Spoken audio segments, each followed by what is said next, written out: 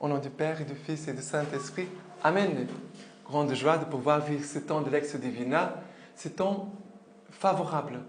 Écouter la parole de Dieu, c'est toujours le temps favorable où Dieu vient s'aimer dans ton cœur. Et même parfois, si nous ne voyons pas tout de suite les fruits, parce qu'il y a des semences qui sont jetées en terre et qui vont fructifier plus tard. Mais remercions le Seigneur pour la parole que le Seigneur nous donne aujourd'hui par son Église.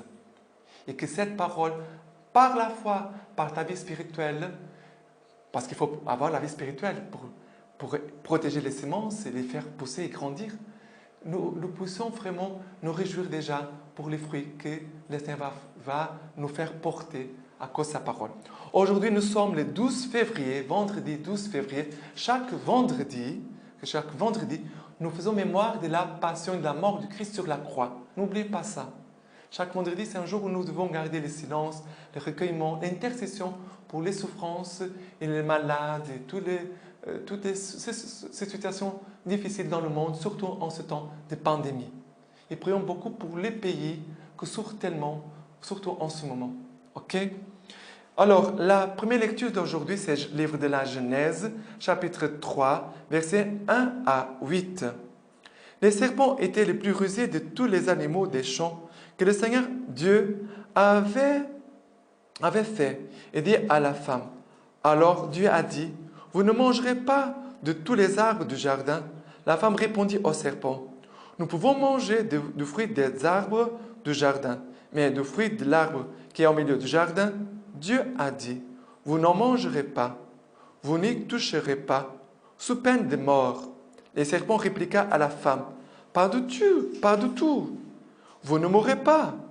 Mais Dieu sait que le jour où vous en mangerez, vos yeux s'ouvriront et vous serez comme des dieux, qui connaissent le bien et le mal. » La femme vit que l'arbre était bon à manger et séduisant à voir, et qu'il était cet arbre désirable pour acquérir le discernement. Elle prit de son fruit et mangea. Elle en donna aussi à son mari, qui était avec elle, et il mangea. Alors leurs yeux à tous deux s'ouvrirent. Ils connurent qu'ils étaient nus. Ils cousurent des feuilles de figuier et se firent des pagnes. Ils entendirent les pas du Seigneur Dieu qui se promenait dans les jardins à la brise du jour. Et l'homme et sa femme se cachèrent devant le Seigneur Dieu parmi les arbres du jardin. Alors, qu'est-ce qui se passe ici? C'est le récit du péché originel. Et regardez que nous tous nous portons ces fruits, ces conséquences de fruits de péché originel. Alors, qu'est-ce qui se passe ici? Et c'est très important, même pour nous aujourd'hui. Qu'est-ce qui se passe? Dieu a donné un ordre à Adam et Ève, c'était clair. Vous pouvez manger tous les fruits, mais ne mangez pas de fruits de l'arbre qu'il y a au milieu du jardin, sinon vous allez mourir. Et les serpents, regardez comment le démon fait. Il s'approche comme un ami, il commence à parler très calmement. Regardez, le serpent va dire, alors Dieu a dit, vous ne mangerez pas de tous les arbres du jardin. Regardez la tentation. Le serpent est en train de vouloir entrer en dialogue avec la femme. Ça veut dire avec nous, en fait. La femme, ça veut dire chacun de nous. Ici, Ève, c'est chacun de nous. Le démon veut entrer en dialogue. Et regardez, il commence déjà par un mensonge. Mais Dieu a dit que vous ne pouvez pas manger de tout. Alors Dieu a dit, vous ne mangerez pas de tous les arbres du jardin. Dieu a dit que vous ne pouvez rien manger. Regardez, ça commence déjà par un mensonge. Et cette question, regardez, elle est tordue déjà. Et la femme commence à répondre. C'est là l'erreur. Quand il y a une tentation, il ne faut pas discuter, pas parler avec les démons, avec les tentations. Il faut tout de suite couper. Il faut couper là, avec la tentation. Qu'est-ce qui se passe? Souvent, les démons viennent, commencent à parler, la personne commence à répondre. Après, on entre en dialogue. Et plus on entre en dialogue, plus le démon va, parce que le démon il est très rusé, il est très intelligent. L'homme, regardez, les démons, c'est un esprit pur. Nous n'avons pas la même intelligence. Et Jésus va dire, les enfants des ténèbres sont plus rusés, plus intelligents que les fils des lumières. Alors, ils vont commencer à parler ici. Et regardez, les démons vont amener la femme pour regarder et admirer, être séduit par les péchés. Et après, la femme dit et Dieu va dire, vous ne mourrez pas. Dieu sait que le jour où vous mangerez, vos yeux s'ouvriront, vous serez comme des dieux. Regardez, les démons sont en train de dire, mais Dieu veut vous faire des esclaves, des marionnettes. Dieu regarde, il est en train de vous tromper. Il est en train de mettre dans le cœur de l'homme la méfiance de Dieu. Quel est le plus grave de ces péchés? Les démons ont sémé dans le cœur de l'homme la méfiance de Dieu. Dieu veut la confiance en nous, envers lui. Et l'homme a la méfiance de Dieu. Regardez, quand l'homme pêche, l'homme veut se cacher. L'homme ne va pas courir en disant « Oh Dieu, miséricorde, je vais montrer mon péché, je vais parler de confesser mon péché. » Non, l'homme veut se cacher. Comme lui l'a fait, Adam et Ève vont se cacher. Ils vont entendre les pas de Dieu dans le jardin, ils se cachent. Ils vont se cacher. Ils ont peur de Dieu. Regardez, les péchés originels ont engendré la méfiance, la peur de Dieu et le manque de respect envers Dieu. Et c'est pour ça qu'ils vont désobéir. Pourquoi elle va désobéir? Ah, elle a mangé le fruit, Dieu avait dit non. Oui, mais pourquoi elle a désobéi? Parce que les démons a convaincu la femme que Dieu ne voulait pas son bien. Alors, il ne faut pas que nous soyons des maîtres dans la connaissance du bien et du mal. Alors, je vais prendre. L'orgueil. Et c'est vrai, il a l'orgueil, il a la désobéissance. Mais la chose la plus grave, c'est la méfiance de Dieu. C'est cela que les démons ont mis dans le cœur de l'homme. Méfiance de Dieu. Et l'homme se cache. Les pécheurs se cachent de Dieu. Ils ne viennent pas demander pardon. Ils ne courent pas pour demander pardon. Ils ne viennent pas pour dire « Ah, Seigneur, j'ai blessé ton cœur. » Non. Regardez le fruit du péché dans notre vie. Il ne faut pas parler avec les démons. Il ne faut pas discuter avec lui. Il faut couper tout de suite avec la tentation. Le psaume d'aujourd'hui, c'est le psaume 32, 31. Versets 1, 2, 5, 6, 7. Heureux qui est absu de son péché, acquitté de sa faute, heureux l'homme à qui le Seigneur ne compte pas son tort et dont l'esprit est sans fraude. J'ai dit, j'irai au Seigneur, confesser mon péché en toi, et toi, tu as absu mon tort, pardonné ma faute. Aussi, tous tes fidèles te prient à l'heure de l'angoisse, qui viennent à déborder les grandes eaux, et ne peuvent l'atteindre. Tu es pour moi un refuge. De l'angoisse, tu me gardes. Des chants de délivrance, tu m'entoures. Voilà ce que je disais. Et c'est le psaume dit exactement le contraire de ce qu'Adam et Ève ont fait. L'homme vient, j'irai au Seigneur. J'irai au Seigneur, confesser mon péché. Et toi, tu as absous mon tort, pardonner ma faute. Ça, c'est la confiance.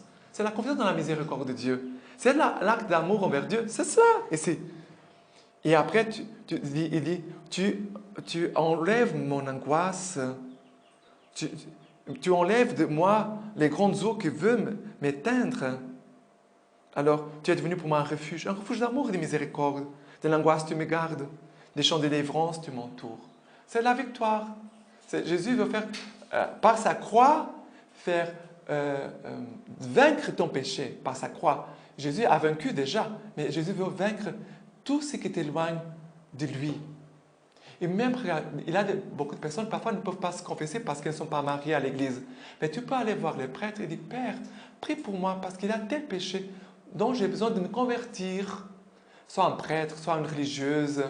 Quelqu'un au niveau de l'église qui a ce ministère d'accueil spirituel, que nous parlons de l'accompagnement spirituel, qui peuvent, peut-être tu ne peux pas te confesser parce qu'il y a un empêchement, mais tu peux aller dire, Père, ma mère, mon frère, prie pour moi parce que j'ai ici un combat que j'ai du mal à vaincre. Donne-moi une parole, un conseil pour que je puisse vaincre cette tentation. OK? Très important. Et l'évangile d'aujourd'hui, c'est Marc, chapitre 7, versets 31 à 37. Son retournant du territoire de Tyr, il vint par Sidon vers la mer de Galilée, à travers le territoire de la Décapole. Et on lui amène un sourd qui de plus parlait difficilement. Et on lui prie de lui imposer la main. Le prenant hors de la foule, à part, il lui mit ses doigts dans ses oreilles et avec sa salive lui toucha la langue. Puis, levant les yeux au ciel, il poussa un gémissement et lui dit, Ephrata, c'est-à-dire ouvre-toi. Et ses oreilles s'ouvrirent, et aussitôt le lien de sa langue se dénoua, et il parlait correctement. Et Jésus leur recommanda de ne dire la chose à personne. Mais plus il leur recommandait, de plus belle il la proclamait. Ils étaient frappés au-delà de toute mesure et disaient, il a bien fait toutes choses, et fait entendre les sourds et parler les muets. Mais regarde, ces muets, c'est toi aussi et moi. Nous avons du mal parfois à parler. À parler, ça veut dire de dire des bonnes choses, de dire des choses qui édifient, de donner la parole de Dieu, d'annoncer Jésus-Christ, de témoigner des bienfaits de Jésus-Christ dans notre vie. Parfois, nous sommes des muets, nous ne parlons pas. Parfois, nous disons ce que nous ne devons pas parler, et ce qu'on devait parler, on ne dit pas. Et aussi, écouter. Nous écoutons parfois ces conversations qui ne sont pas bonnes, on écoute de mauvaises choses, mais d'écouter la parole de Dieu, ce que Dieu nous dit, de belles choses, on n'écoute pas. Et Dieu est un Dieu qui parle. Notre Dieu, c'est un Dieu qui parle tout le temps. Et nous devons demander, moi je lui demande, Père, que je puisse écouter. Moi, c'est une prière que je fais souvent. Père, que je puisse t'écouter, que je puisse t'écouter. On doit demander chacun de nous. Et la parole que nous entendons, elle va aussi ouvrir notre cœur et ouvrir notre bouche. C'est conséquence. La parole doit entrer. Si elle n'entre pas, elle ne va rien faire dedans de nous. Ok? Et Jésus va dire, Ephrata, ça veut dire, ouvre-toi. Jésus dit, ouvre-toi. Ouvre-toi à la grâce. Ouvre-toi à la vie. Ouvre-toi à l'amour. Ouvre-toi aux autres. Ouvre-toi à la parole. Ouvre-toi. Ouvre-toi. Ouvre-toi. Ne sois pas fermé. Et nous vivons un temps où les gens veulent vivre chacun pour soi. Il n'y a pas d'amour, il n'y a pas de dialogue entre les gens, entre les familles, entre les personnes. Il n'y a pas. Il n'y a pas. L'amour se communique. L'amour se communique par les yeux, par un sourire, par une parole, par un geste, par une action. Notre monde est pauvre d'amour. Il est pauvre d'amour. Notre société, elle est pauvre d'amour. Elle est pauvre de Dieu. Voilà. Et Jésus, ici, les gens disent, il fait bien toutes choses. Il fait entendre les sourds et parler les muets. Voilà. Que la parole puisse vraiment nous ouvrir. Que sa parole puisse nous ouvrir. Et la lecture patristique d'aujourd'hui, c'est d'Isaac de l'Étoile. Porter les fardeaux les uns des autres. Pourquoi sommes-nous si peu soucieux de chercher les occasions de salut les uns pour les autres, de façon à nous secourir davantage entre nous? Et là où nous voyons que ce serait plus nécessaire et à porter mutuellement en frères nos fardeaux, l'apôtre nous y exhorte lorsqu'il dit « Portez les fardeaux les uns des autres et vous accomplirez ainsi la loi du Christ. Et ailleurs, supportez-vous les uns les autres avec amour. C'est bien la loi même du Christ. Lorsqu'on, mon frère, je perçois quelque chose d'incorrigible par suite des difficultés ou d'infirmités physiques ou morales, pourquoi ne pas les supporter avec patience? Pourquoi ne pas l'en consoler de tout cœur selon la parole de l'Écriture? Leurs enfants seront portés sur les bras et consolés sur les genoux. Serait-ce qu'elle me manque cette charité qui supporte tout, qui est patiente pour soutenir, indulgente pour aimer? Telle est en tout cas la loi du Christ. Dans sa passion, il a vraiment porté nos souffrances et dans sa miséricorde, il s'est chargé de nos douleurs, aimant ceux qu'il portait, portant ceux qu'il aimait. C'est lui qui, au contraire, se montre agressif envers son frère en difficulté. C'est lui qui tend un piège à sa faiblesse, quelle qu'elle soit, se soumet à la loi du diable et l'accomplit. Soyons donc mutuellement compatissants et pleins d'amour fraternel.